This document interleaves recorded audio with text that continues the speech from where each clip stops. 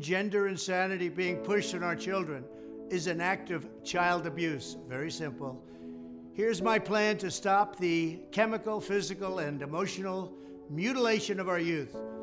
On day one, I will revoke Joe Biden's cruel policies on so-called gender-affirming care.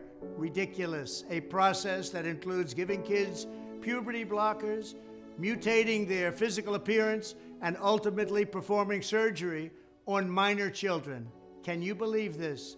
I will sign a new executive order instructing every federal agency to cease all programs that promote the concept of sex and gender transition at any age. I will then ask Congress to permanently stop federal taxpayer dollars from being used to promote or pay for these procedures and pass a law prohibiting child sexual mutilation in all 50 states. It'll go very quickly.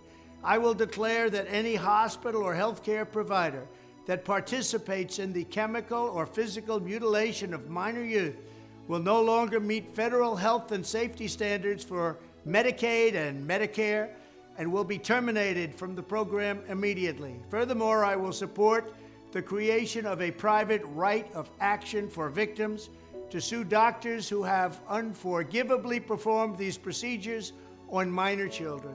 The Department of Justice will investigate Big Pharma and the big hospital networks to determine whether they have deliberately covered up horrific long-term side effects of sex transitions in order to get rich at the expense of vulnerable patients, in this case, very vulnerable.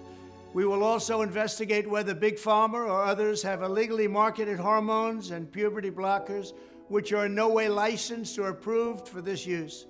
My Department of Education will inform states and school districts that if any teacher or school official suggests to a child that they could be trapped in the wrong body, they will be faced with severe consequences, including potential civil rights violations for sex discrimination and the elimination of federal funding.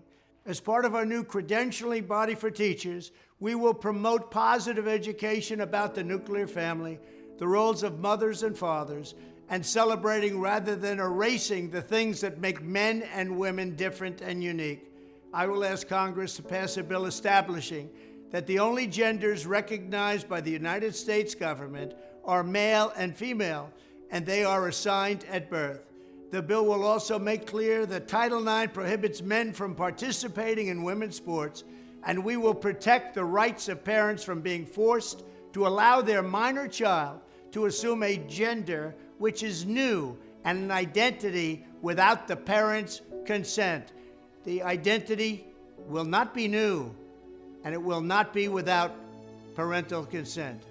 No serious country should be telling its children that they were born with the wrong gender, a concept that was never heard of in all of human history. Nobody's ever heard of this, what's happening today.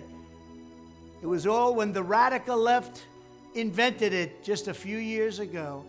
Under my leadership, this madness will end. Thank you very much.